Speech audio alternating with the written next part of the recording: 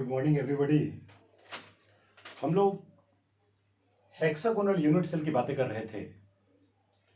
Hexagonal unit cell में मैंने आपको बताया था कि ऊपर में 6 भुजा से बने हुए सराउंडेड स्ट्रक्चर है। 1 side, 2 side, 3 side, 4 side, 5 side, 6 side, 6 भुजा से बना हुआ आकृति है। यानी ये अपने आप में एक हेक्सागन का लेयर है। ये लेयर ऐसा है, मतलब इसी टाइप से ये समझिए लेयर है। ये ऐसा लेयर है। यहाँ पे इसको हमने ऐसे दिखा रखा है, लेकिन ये सच में ऐसे है हेक्सागन का लेयर।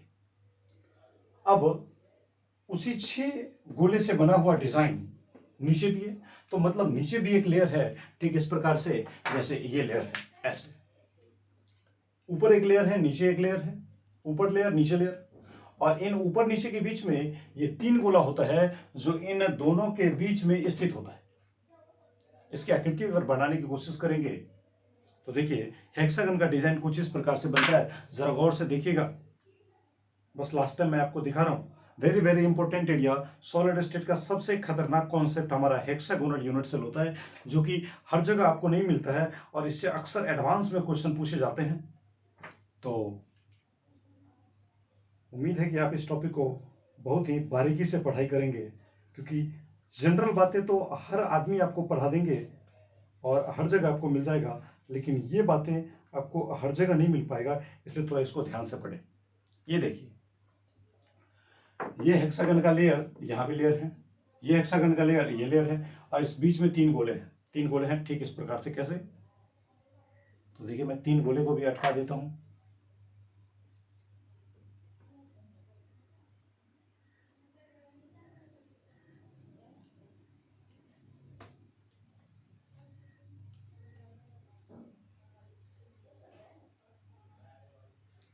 इसी प्रकार से 3 गोले अटके होते हैं। अब ये हो गया हेक्सागन का एक यूनिट सेल। एक छोटा सा कमरा मतलब एक यूनिट सेल हो गया। अब ये मत समझिए कि यही पूरा का पूरा हेक्सागन होता है। जैसे इस 3 डंडे को मैंने अभी खड़ा किया है, वैसे 3 डंडे फिर यहां से स्टार्ट होंगे और ऊपर एक हेक्सागन का कमरा बनेगा, फिर उसके ऊपर भी एक हेक्सागन का कमरा बनेगा, और हर कमरे में बीच में ये 3 गोला, ऊपर का जो कमरा होगा उसके बीच में भी 3 गोला, फिर उससे ऊपर जो कमरा होगा उसके बीच में भी 3 गोला, इसके नीचे जो कमरा होगा उसमें भी 3 गोला, उसके नीचे जो कमरा होगा उसके बीच में भी 3 गोला, इस बगल में भी हेक्सागन बनेंगे। तो कहने का मतलब हेक्सागन का झुंड है। यहाँ पे हम यहाँ पे हेक्सागन के झुंड की बातें कर रहे हैं। तो ये आपका हेक्सागन का एक स्ट्रक्चर बन चुका है। आप देख सकते हैं एग्जैक्टली मिलती जुलती है। अब एक बार जरा गौर से देखा जाए तो अगर किसी कॉर्नर के गोले के बारे में बात किया जाए, कोने कितने होते हैं? टोटल 12। कैसे? देखिए 1 2 3 4 5 6 कोना ऊपर में है, और फिर से 1 2 3 4 5 6 कोना नीचे में है। तो 6 कोना ऊपर में है और 6 कोना नीचे में। इसका मतलब टोटल हेक्सागोनल यूनिट सेल में टोटल कॉर्नर्स कितने होते हैं? 12 कॉर्नर्स होते हैं।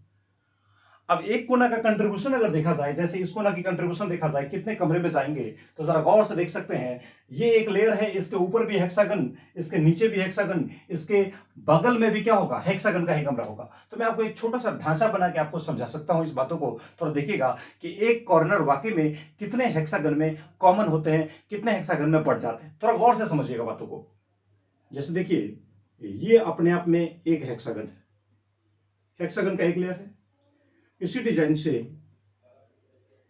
ये भी एक हेक्सागन का लेयर है, इसी डिजाइन से ये भी एक हेक्सागन है। तो जरा इस कॉर्नर को देखिए, इस कॉर्नर को, ये वो वही कॉर्नर है, यही कॉर्नर यहां पे है और वही कॉर्नर यहां भी है। देखिए इस हेक्सागन के ऊपर एक कमरा है, इस हेक्सागन के, ये जो हेक्सागन बना है इसके ऊपर एक कमरा है जो कि मेरा कमरा है, जिसके बारे में हम आप अध्ययन कर रहे हैं। तो जैसे इसके ऊपर एक कमरा, तो इसके नीचे भी क्या होगा? एक कमरा। इसका मतलब ये कोना इस ऊपर वाले हेक्सागन में भी जा रहा है और यही कोना इस नीचे वाले हेक्सागन में भी जा रहा है, क्योंकि नीचे भी तो एक हेक्सागन होगा। ऐसे साइड फिर से नीचे जाएगा, ये नीचे जाएगा, ये नीचे जाएगा, ये नीचे जाएगा, ये नीचे जाएगा, ये नीचे जाएगा। इस तरीके से फिर यहाँ पे 6 गोले रहेंगे और 6 गोले के बीच में 6 का एक लेयर बनेगा, और इन 6 लेयर और इन 6 लेयर के बीच में यहाँ पे 3 गोला बीच में रहेगा। तो कहने का मतलब है फिर यहां जैसे 6 का लेयर है, 6 का लेयर है, तो इसके ऊपर भी यहां पे 6 का लेयर होगा, और इन 6 के लेयर और इस 6 के लेयर के बीच में 3 गोला अटका होगा, जैसे यहां पे 3 गोला अटका हुआ है, एग्जैक्टली ऊपर भी अटका हो। तो मेरे कहने का मतलब यह है कि ये जो एक हेक्सागन है तो ये हेक्सागन का एक लेयर है, तो इसके ऊपर भी हेक्सागन, इसके नीचे भी हेक्सागन। तो ये जो कॉर्नर है ये ऊपर वाले हेक्सागन में भी जा रहा है और इसके नीचे वाले हेक्सागन में भी जा रहा है, यानी एक हेक्सागन के लेयर ऊपर नीचे दो हेक्सागन में जा रहे हैं। फिर उसी प्रकार से ये कॉर्नर तो इस हेक्सागन में भी जा रहा है, ये कॉर्नर तो फिर से इस हेक्सागन में भी जा रहा है। और देखिए जैसे इस हेक्सागन के ऊपर और नीचे दोनों में जाता है ये कॉर्नर, उसी प्रकार से इस हेक्सागन के भी ऊपर और इसके नीचे जो हेक्सागन होंगे उसमें भी जाएगा ये कॉर्नर। फिर उसी प्रकार से इस हेक्सागन के नीचे जो हेक्सागन होगा और इसके ऊपर जो हेक्सागन होगा दोनों में जाएगा ये कॉर्नर। इसका मतलब ये कॉर्नर वाकई में इसके ऊपर नीचे, फिर इसके ऊपर नीचे, फिर इसके ऊपर नीचे, यानी 3 हेक्सागन अगर इस लेयर के ऊपर होगा तो 3 हेक्सागन इस लेयर के नीचे होगा। इसका मतलब 3 3 कितने भागों में बट गया? 6 भागों में बट गया। मेरा कहने का मतलब यह है कि ये जो कॉर्नर होते हैं वो 6 हेक्सागन यूनिट सेल में शेयर हो जाते हैं। तो बताइए ये जो एक कोना है, ये एक कोना अगर 6 हेक्सागन में जाएगा तो मुझे कितना मिलेगा? मेरे कमरे में कितना आएगा? मेरे हेक्सागन में कितना आएगा? तो मात्र 6ठा हिस्सा आएगा। और एक को 6 भागों में बांटेंगे तो कितना हिस्सा मिलेगा? 1/6 मिलेगा। नहीं समझ रहे बातें? जैसे 1 रुपए को आप 2 भागों में बांटते हैं तो कितना होता है हिस्सा? आधा रुपए हिस्सा होता है, यानी 1/2। 1 रुपए को अगर आप 3 भाग में बांटेंगे तो कितना हिस्सा होगा? 1/3। 1 रुपए को अगर आप 10 भाग में बांटेंगे तो कितना हिस्सा होगा? 1/10। तो वही बात है कि एक कोना अगर 6 हेक्सागन में कॉमन है, एक कोना अगर 6 हेक्सागन में शेयर हो रहा है, तो बताइए मेरे में कंट्रीब्यूशन कितना होगा? तो मेरे में कंट्रीब्यूशन हो जाएगा 1/6।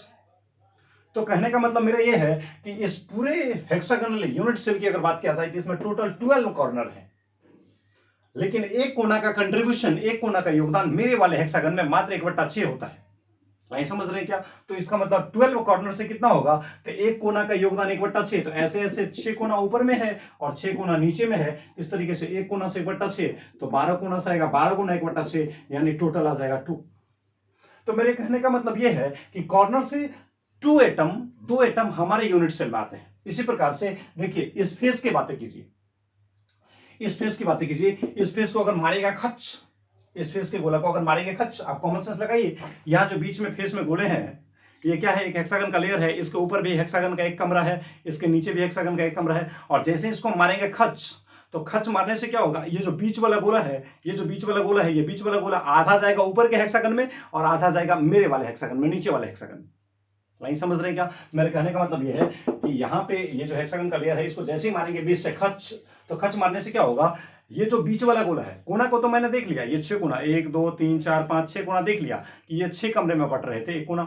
तो हम अब बीच वाले कोना की बात कर रहे हैं जो हेक्सागोनल लेयर के प्लेन में है, जो सरफेस पे है, फेस पे है, उसकी मैं बातें कर रहा हूं। इसको जैसे ही आप मारेंगे खच, तो खच मारने से क्या होगा? ये जो गोला है बीच का, ये बीच का गोला आधा ऊपर जाएगा और आधा नीचे वाले हेक्सागन में जाएगा। मतलब एक हेक्सागन में इसका कितना होगा? मात्र आधा कंट्रीब्यूशन होगा, क्योंकि इसके ऊपर भी हेक्सागन, इसके नीचे भी हेक्सागन, यानी ये गोला बीच में है तो दोनों हेक्सागन में आधा आधा बटेगा।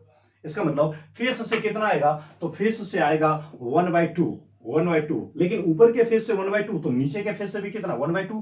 तो एक फेस से 1/2 तो ऐसा ऐसा कितना फेस है? 2 फेस, तो 2 फेस से 1/2, तो एक फेस से 1/2 तो 2 फेस से 2 गुना 1/2, यानी कट के कितना आएगा? 1 आएगा। तो 2 और 1 3 गोला यहां पे हो गया, 3 एटम हो चुका है हमारे यूनिट सेल में। और देखिए ये जो 3 गोले हैं, ये जो यहां पे आपको मैं दिखा रहा था, ये जो 3 गोले, ये जो लाल वाले आपके 3 गोले दिख रहे हैं, ये लाल वाले तीनों गोले एग्जैक्टली वो तो मेरे कमरे के हेक्सागन में है।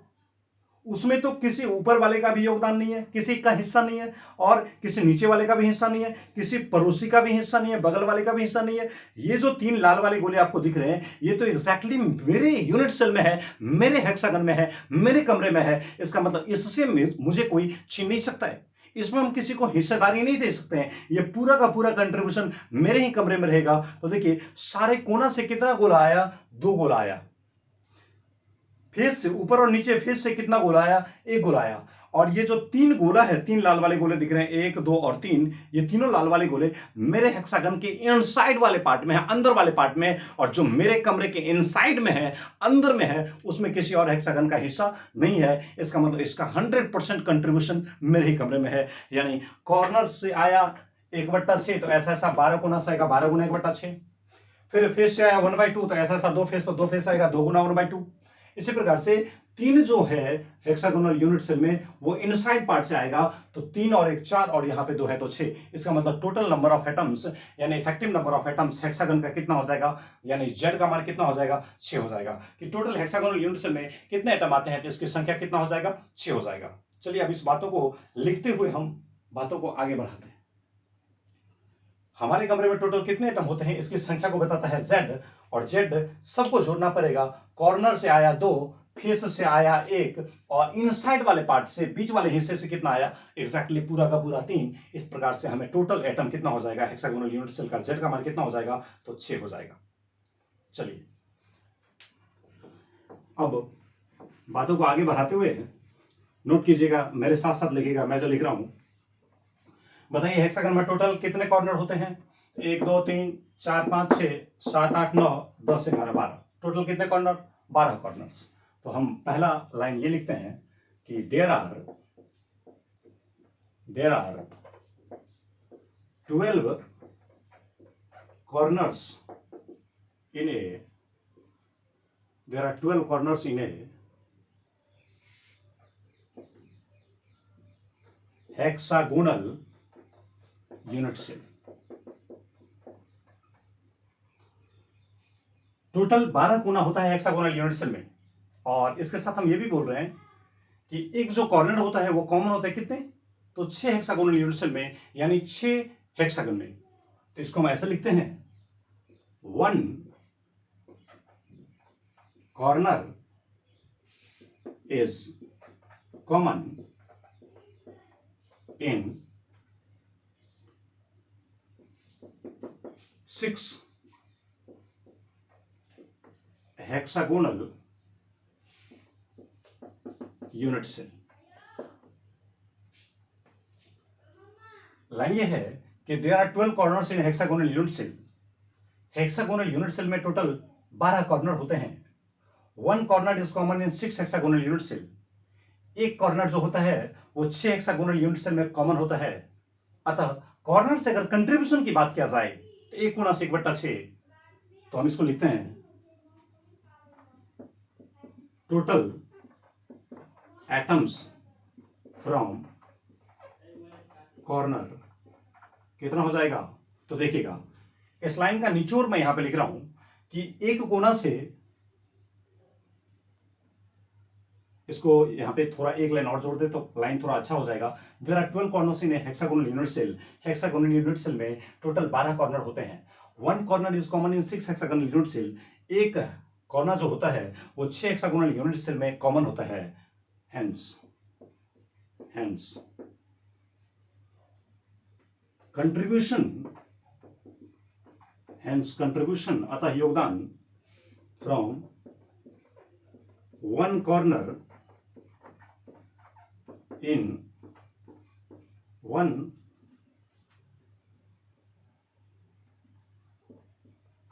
Hexagonal unit cell is 1/6।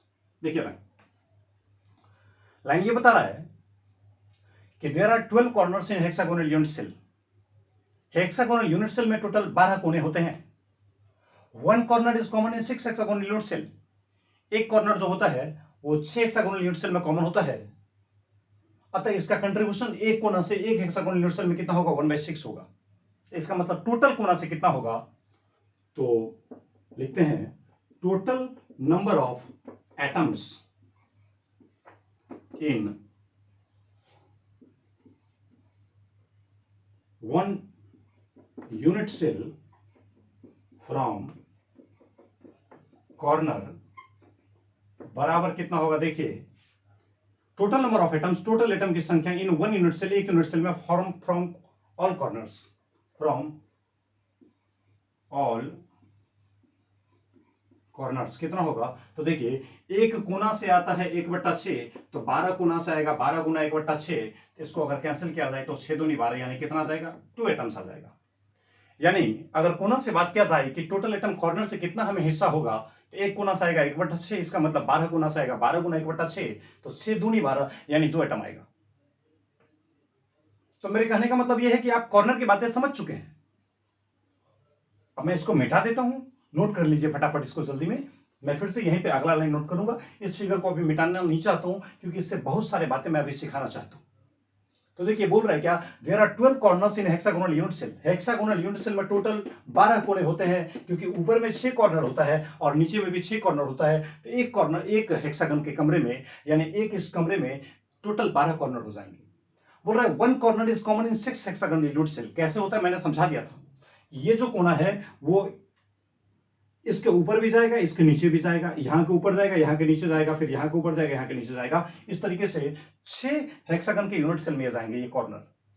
तो इसका एक कमरा में कंट्रीब्यूशन कितना होगा, एक कमरा में योगदान कितना होगा, 1/6। तो हमने लिखा लास्ट लाइन की total number of atoms in one unit cell from corner, all corner. सारे कॉर्नर से एक यूनिट सेल में कितने एटम आएंगे, तो इसकी संख्या हो जाएगा, एक कोना से आएगा 1/6, तो 12 कोना से आएगा 12 गुना 1/6, यानी कैंसिल हो गया, कितना आ जाएगा, 2 आ जाएगा। ये लाइन भली भांति आप समझ चुके होंगे। चलिए अब अगला लाइन मैं बताता हूं कि one face is common in 2 hexagonal unit cell. इस फेस की अगर बात किया जाए तो ये जो लेयर है, ये लेयर किस में आता है, तो जैसे इस कमरा के लिए ये लेयर छत बनता है, वैसे ही ऊपर वाले कमरा के लिए ये लेयर जमीन बन जाएगा।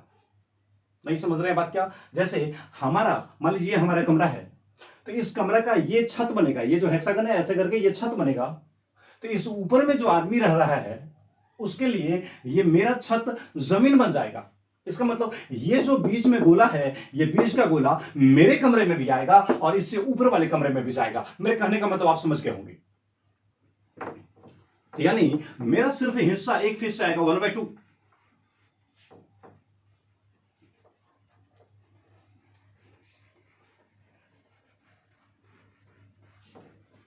अब ये कॉर्नर की बातें मैंने लिख दिया। अब फेस सेंटर की बातें करता हूं, प्लेन की बातें करता हूं। बताइए, ये हेक्सागोनल प्लेन जो होते हैं वो कॉमन होते हैं 2 हेक्सागोनल यूनिट सेल में। हेक्सागन का जो ये सतह है, ये सतह भागते हैं 2 कमरे में, एक ऊपर वाले कमरे में और एक नीचे वाले कमरे में। तो इसको मैं लाइन लिखता हूं। कितने फेस हैं, 2 फेस। इस कमरा में एक ऊपर का फेस, एक नीचे का फेस, एक छत बनेगा, एक जमीन बनेगा। इस तरीके से टोटल फेस कितना है, 2 फेस है। लिखता हूं, there are 2 hexagonal faces in a unit cell। Hexagonal face कितने होते हैं, 2 होते हैं। और वन फेस जो कॉमन है, वन फेस जो कॉमन है, ये जो फेस कॉमन है, ये ऊपर का जो फेस कॉमन है, ये 2 यूनिट सेल में कॉमन है, ऊपर के यूनिट सेल में भी और नीचे के यूनिट सेल में भी।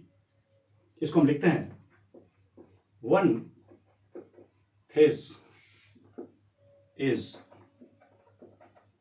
common in 2 hexagonal unit cell। ये जो फेस है ये कॉमन है कितने में, 2 हेक्सागोनल यूनिट सेल में कॉमन है, ऊपर में भी और नीचे में भी। तो एक फेस का कंट्रीब्यूशन हमारे कमरे में कितना होगा, तो भाई आधा, इस एटम को अगर खस से मारेंगे, 20 से काटेंगे, तो आधा अगर ऊपर वाला कमरा ले जाएगा तो आधा तो नीचे वाला कमरा ले जाएगा। इसका मतलब आधा मेरा हुआ, यानी 1/2 कंट्रीब्यूशन होगा एक फेस से। तो यहां से मिलेगा आधा, यहां से मिलेगा आधा, पूरा हो जाएगा मिला के, यानी पूरा मिला के 1 हो जाएगा। आधा मिलेगा ऊपर से, आधा मिलेगा नीचे से, कितना हो जाएगा, 1 हो जाएगा। तो मैं लिखता हूं यहां पे, contribution from one face in one unit cell is 1/2। Contribution from one face, एक फेस से contribution in one unit cell में, एक यूनिट सेल में कितना होगा, 1/2 होगा। यानी एक फेस का योगदान मेरे कमरे में कितना होगा, तो 1/2 होगा। तो फेस से ऊपर से आधा आएगा, नीचे से आधा आएगा, तो मिला के 1 हो जाएगा। यानी टोटल फेस से अगर बातें किया जाए तो कितना आइटम आ जाएगा, 1 आ जाएगा। क्यों, आधा ऊपर से आधा नीचे से। तो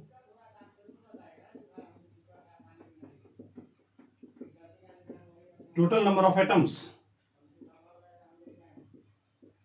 from all face in 1 unit cell कितना होगा, तो आप ही बताइए। एक फेस से मिलता है 1/2, और ऐसा ऐसा कितना फेस, 2 फेस होता है, एक फेस ऊपर भी होता है, एक फेस नीचे भी होता है। तो एक फेस से मिलता है 1/2, तो 2 फेस से कितना मिलेगा, 2 गुना 1/2, यानी कैंसिल होकर कितना आएगा, 1 आएगा। आप देख सकते हैं कॉर्नर से टोटल एटम आया था 2, फेस सेंटर से टोटल एटम आया है 1। आप देख सकते हैं ये लाइन आप भली बात ये समझ गए होंगे कि there are 2 hexagonal faces in 1 unit cell. 2 hexagonal का फेस है, ये भी एक हेक्सागोनल का फेस और ये भी एक हेक्सागोनल का फेस, यानी एक कमरे में 2 फेस, एक ऊपर का फेस, एक नीचे का फेस।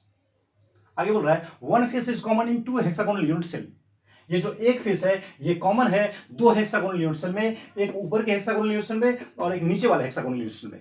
तो ये जो फेस है ये 2 कमरे में भाग रहा है, ऊपर के कमरे में भी जा रहा है और नीचे कमरे में भी जा रहा है। अतः इसका योगदान, एक फेस का कंट्रीब्यूशन मेरे कमरे में कितना होगा, तो 1/2 होगा। आगे बता रहा है contribution from 1 face in 1 unit cell is 1/2।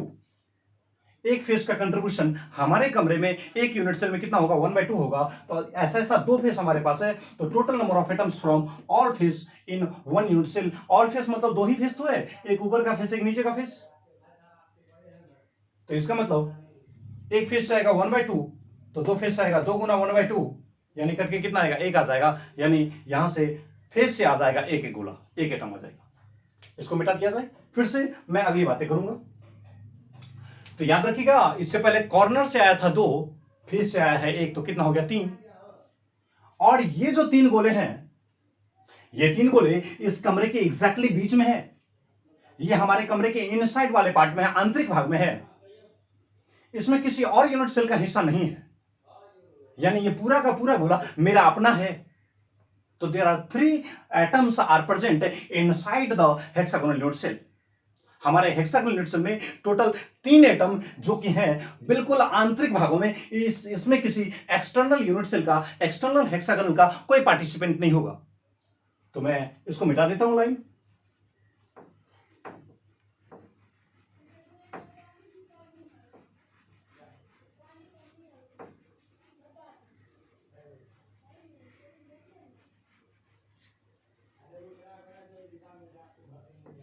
देखिएगा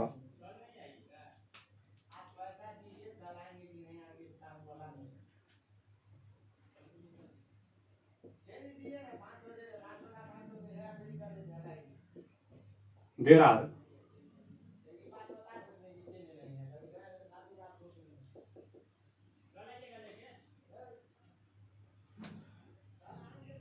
there are 3 atoms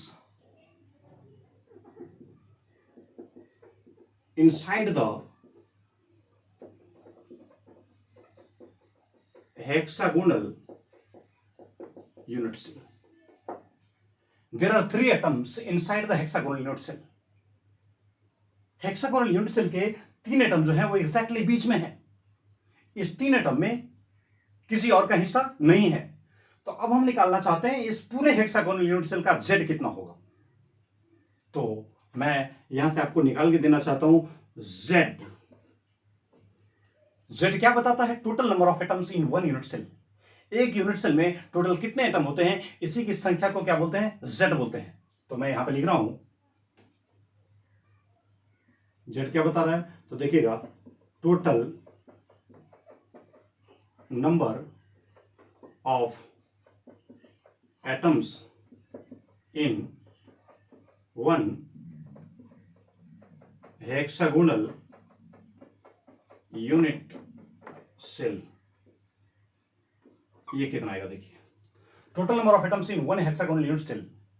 एक हेक्सागोनल यूनिट सेल में टोटल कितने एटम आएंगे, इसी की संख्या को हम लोग Z कहते हैं। तो हमारे कमरे में टोटल कितने एटम आते हैं, इसी की संख्या को हम लोग क्या बोलते थे, Z बोलते थे। यहां से आसानी से निकल जाएगा। Z बताता है कि total number of atoms in 1 unit cell. एक यूनिट सेल में टोटल कितने एटम होते हैं, इसी की संख्या को कौन बताता है, Z बताता है। तो आप देख सकते हैं कॉर्नर से कितना एटम आएगा, तो बताइए कॉर्नर से आया था, एक कोना से आया था 1/6, तो 12 कोना से कितना आया था, 12 गुना 1/6, याद होगा आपको।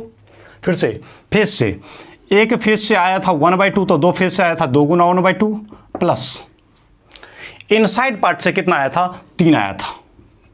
ये देखिए 6 दूनी 12 आ जाएगा, 2 + 1 + 3 यानी कितना आ जाएगा, 6 आ जाएगा। यानी आपको याद रहना चाहिए कि हेक्सागन में z का मान कितना होता है, 6 होता है। हेक्सागन में z का मान कितना होता है, 6 होता है। ये जो पार्ट है, ये पार्ट आपको याद होना चाहिए कहाँ से आया था, तो कॉर्नर से आया था। ये जो पार्ट है ये कहाँ से आया था, तो फेस से आया था। और ये जो पार्ट है ये कहाँ से आया था, तो ये 3 आया था इनसाइड द हेक्सागन। हेक्सागन के अंदर से आया था, एग्जैक्टली हेक्सागन के आंतरिक वाला पार्ट आया था, ये वाला पार्ट आया था। अब देखिए इसमें अगर गोले का अरेंजमेंट अगर बोला जाए, मैं मिटा दूं इसको। हेक्सागन में बताया z का मान कितना निकला, 6। कैसे, तो 1 कोना से 1/6, तो 12 कोना से 12 गुना 1/6 आ गया 2। एक फेज से आएगा 1/2, तो 2 फेज से आएगा 2 गुना 1/2 या आ गया 1। और इनसाइड द हेक्सागन कितने होते हैं, 3 होते हैं। इस प्रकार से हेक्सागन में z का मान कितना होता है, 6। आप नोट कर लिए होंगे, इसको मैं मिटा देता हूं। अब मैं अगला बात इसी में समझाता हूं। हेक्सागन में z का मान निकल गया है 6।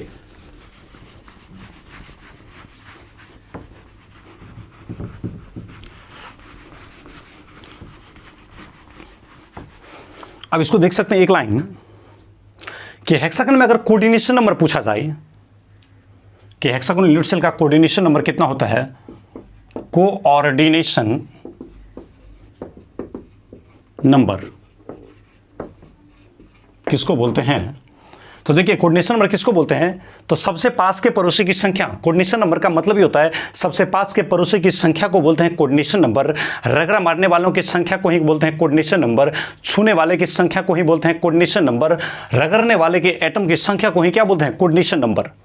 तो हमारे पास में कितने गोले हैं जो एक गोले को सराउंड किए हुए हैं, घेरे हुए हैं, वो उसका बन जाएगा कोऑर्डिनेशन नंबर। तो मैं इसको लिखता हूं, number of nearest never. Nearest का मतलब सबसे पास में, और नेवर का मतलब क्या होता है, पड़ोसी। तो नंबर ऑफ नियरेस्ट नेबर, सबसे पास के पड़ोसी की संख्या, इज नोन एज, वही जाना जाता है कोऑर्डिनेशन नंबर के नाम से। उसी को क्या बोलते हैं, कोऑर्डिनेशन नंबर कहा जाता है। अब देखिए लाइन, इसके कोऑर्डिनेशन नंबर की बात कीजिएगा तो जरा कोऑर्डिनेशन नंबर देखिए किस तरीके से निकलते हैं इसके, आप अंदाजा लगा सकते हैं। जैसे देखिए हेक्सागन के जो लेयर हैं, उस लेयर के बीच में एक गोला है, और ये बीच का एक गोला, ये जो एक गोले हैं बीच में उठा हुआ भी है, ये एक गोला बताइए कितने गोले से घिरे हैं, तो देखिए 1 2 3 4 5 6 गोले से घिरे हैं। ये एक लेयर है, इसके नीचे भी हेक्सागन बनेगा, लेकिन हेक्सागन और हेक्सागन लेयर के बीच में 3 गोला अटका हुआ रहता है। तो देखिए ये 3 गोला में है धंसा हुआ पार्ट, 3 गोला में है धंसा हुआ पार्ट, और इस 6 गोले के बीच में है उठा हुआ पार्ट। तो ये धंसा हुआ, ये धंसा हुआ, ये उठा हुआ, तो इस धंसे हुए में ये उठा हुआ घुस जाता है। इसका मतलब इस धौसल में ये उठल है, घुसल, इस प्रकार से ये अटैच रहते हैं। तो आप देख सकते हैं कि ये जो गोले हैं, ये 6 गोले से अपने प्लेन में घिरे थे, 3 गोले से नीचे रगड़ा खा रहा है। ये नीचे का 3 गोला भी, ये नीचे के 3 गोला को भी ये गोला रगड़ रहा है।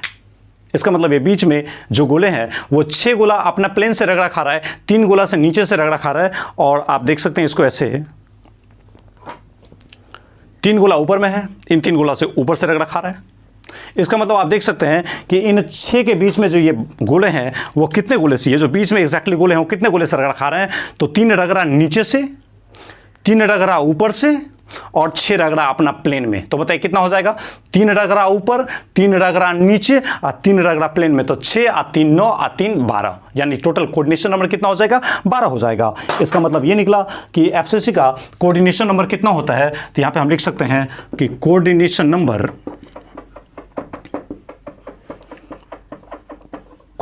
नंबर इसका 12 हो जाता है। अब एक very very important line FCC के, हेक्सागन के लिए मैं बता रहा हूं। जैसे मैं वहां पे एफसीसी के केस में लिखा था, हालांकि एफसीसी का भी कोऑर्डिनेशन नंबर 12 होता है, एफसीसी का। और यहाँ पे देख रहे हैं आप हेक्सागन का भी कोऑर्डिनेशन नंबर कितना होता है, 12 होता है। एक बात मैं आपसे ये बोलना चाह रहा हूं कि जैसे एफसीसी मैंने बोला था कि गोले का अरेंजमेंट ए बी सी फिर से आ जाता था ए, यानी उसके गोले का अरेंजमेंट था A B C A B C A B C A B C. ये एफसीसी की बात है। एफसीसी में गोले का अरेंजमेंट, एटम्स का अरेंजमेंट कैसा था, तो A B C A B C A B C A B C type से था। लेकिन इस हेक्सागन में कैसे अरेंजमेंट होगा, तो देखिए इस 6 वाले लेयर को अगर बोलें ए तो 3 वाला लेयर क्या बनेगा बी, अब फिर क्या बनेगा ए। अब बताइए अगला जो कमरा होगा तो इस 6 और इस 6 के बीच में क्या होगा 3, तो 3 वाले को क्या बोलते हैं बी, तो आ जाएगा बी, अब फिर से क्या आ जाएगा ए। यानी अगर बोल दिया जाए कि हेक्सागन में गोले का अरेंजमेंट कैसा होता है, तो A B A B A B A B, यानी A B A B A B type का अरेंजमेंट होता है हेक्सागोनल यूनिवर्सल में। जैसे मैं यहाँ पे आपको बना के दिखा देता हूँ कि इस 6 वाले लेयर को अगर बोल दिया जाए ए, तो इस पर 3 वाला लेयर चढ़ेगा, इसका नाम होगा बी। अब फिर से 6 3, तो फिर से क्या आ जाएगा 6 आ जाएगा, फिर से ये 6 आ गया, ऐसे हो जाएगा। फिर से इसमें क्या आएगा 3 आएगा, तो 3 आएगा तो कुछ इस प्रकार से होगा। फिर से इस पर क्या आएगा 6 गोला आएगा, तो देखिए ए बी अगर बोले 6 3 6 3 6 3 6 3, तो उसी प्रकार से गोले का अरेंजमेंट कैसे होगा।